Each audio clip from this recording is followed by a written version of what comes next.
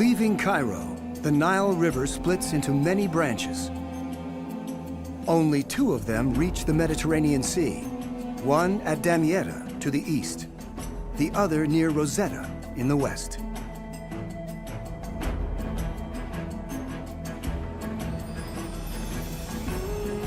Alexandria has the best of both worlds, with the Nile Delta to the south and the Mediterranean Sea to the north.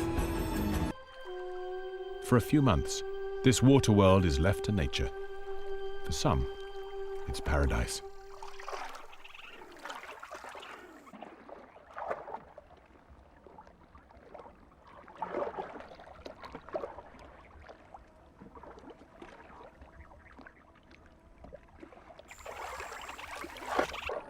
Fish can now colonize areas that were recently grassland. For just a few weeks, they can take advantage of the huge new supplies of food.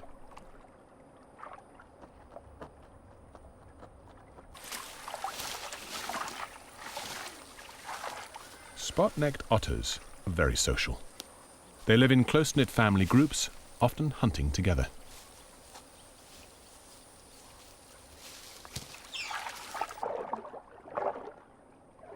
Intelligent and agile, they hunt using speed and cunning. Webbed feet give propulsion, and a long tail helps them steer.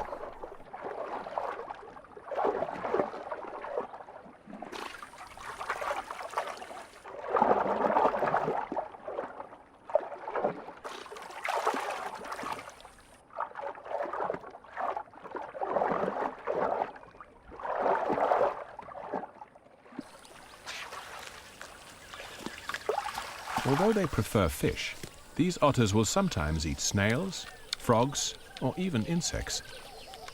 But there's one swamp creature that really will eat anything.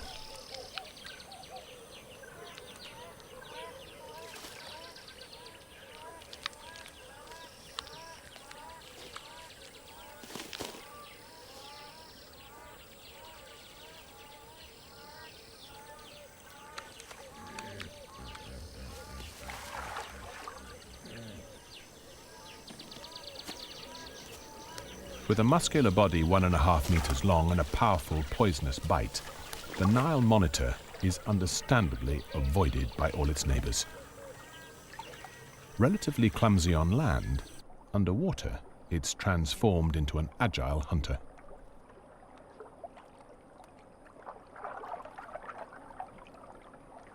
But the huge lizard is just as happy eating others' rotting leftovers on the bottom of the swamp.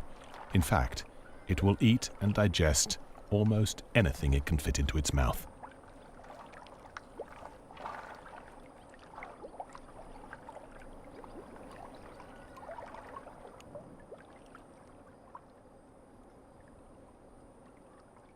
The Nile monitor is one of the most adaptable of all the Sud's animals. In this constantly changing water world, it's a winning strategy.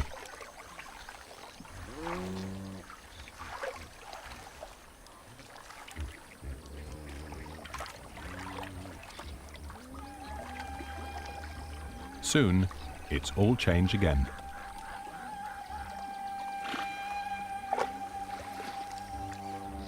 Hippos, Nile crocodiles. Swimming with the crocodilian species that's responsible for the most human deaths in the world is not exactly safe. Finding an area with clear water has been the goal the entire time. So when we found this little gem of a spot, we decided to hop in and explore and see what we could find. This little corner of the delta had by far the nicest water we've seen so far on either trip I've been here. It was absolutely beautiful, gorgeous. It looked like it was spring fed. Unfortunately though, we weren't able to really find any big crocs in here, but what we did find was a really cool little baby crocodile. So it was our first time being able to actually get in the water with a croc, even though it was a baby, but hey, you gotta start somewhere, right? You see that toothy little grin sticking out of the bushes right there? So that's this small crocodile that was sitting up on the edge of the papyrus here. Now you can hear that rapid clicking sound. That is my DSLR camera going off, and then I'm also tilting up and down the camera angle because I'm shooting with the GoPro and then also shooting with the DSLR, and the GoPro is mounted on top of the dome for that. I then come around the backside of the root system, and here we can see the crocodile's tail just drifting off of the edge of the root system right there. And as you follow it up, you can see his little feet, his little body. I mean, what a perfect little creature. This one is probably about, I would say about 2 to 3 years old maybe. And just look at that beautiful coloration and pattern on this guy. Such a cool animal. The little croc then noticed our presence and then blasted off into the water to try to take some refuge. So I was able to follow it and try to get some cool shots and videos. Now you can see my camera flash going off right there. That's the DSLR, and running video at the same time. Eventually the croc decided to just kind of slowly settle down into the vegetation on the bottom though. After seeing all the big adult crocodiles up on the banks of the river, it's so cool to see this little tiny miniature version of a grown-up. Now, while my friend Walter and I were photographing the croc, it turned around and swam right towards me, and I could not resist the opportunity to try to handle this little beauty a little bit. So you can see right there, I just very gently under the chin redirected, support the body, and then very gently move the animal the exact same way that I move alligators. It's the exact same handling techniques that I use. Basically, the idea here is be the tree. Try to move slowly, support the animal in a non-threatening way, and it just kind of perceives you as part of the environment, more or less. I mean, it's not dumb. It knows it's me. But the more you try to move, kind of like you are part of the environment, the less threatening it'll perceive you as. It's really cool and just really awesome how cool and chill this little crocodile was.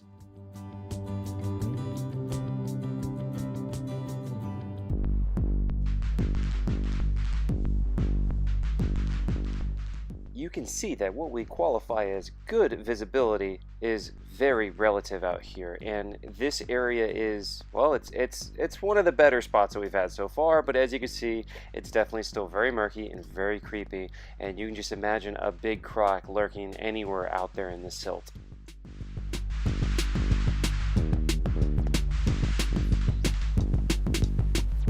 Structure of the papyrus, and we went creeping in there with lights to make sure there's nothing hiding up underneath. These caves are extremely dangerous. It's a really tight space, and if a croc does lunge at you, you basically have nowhere to go. So we were exploring these with extreme caution. After hours and days of searching, we finally find a little light sandy patch, and we get our first decent sized crocodile.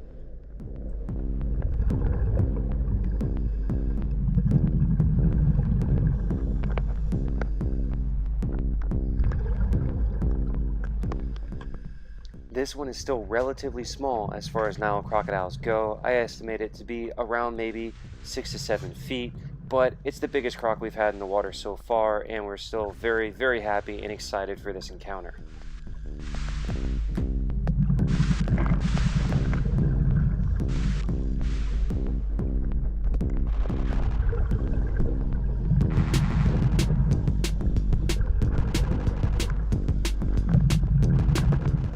As the croc turns around, you can see it actually has a piece of fish stuck in the mouth. And upon further look, when it was turning around, I was able to see it's actually the pectoral barb of this catfish that is jammed into the crocodile's mouth. And so that's like really stuck in there, man. This guy needs to floss. We spend a few hours hanging out with this crocodile, and it comes up to the surface to grab a breath. You can see him floating up at the top there, and it seems relatively calm for the time being, but that calmness does not last.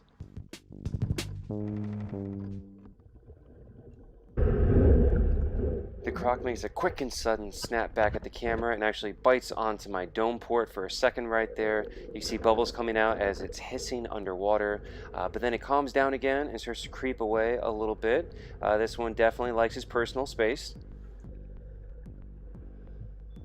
This croc is relatively calm for a Nile crocodile. It's a pretty mild manner for the most part, but it does take a few opportunities to snap back, as you can see right there, and remind us it's still a crocodile.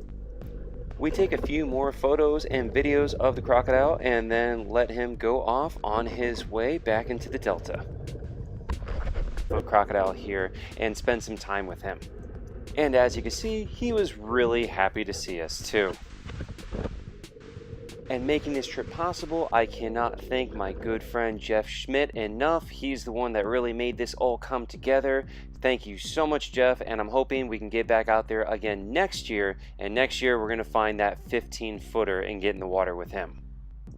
And thanks for watching, guys. Hope you enjoyed the video. Make sure you like, comment, subscribe, let us know what you think, and I hope you enjoy some of these photographs I took of the Nile crocodiles.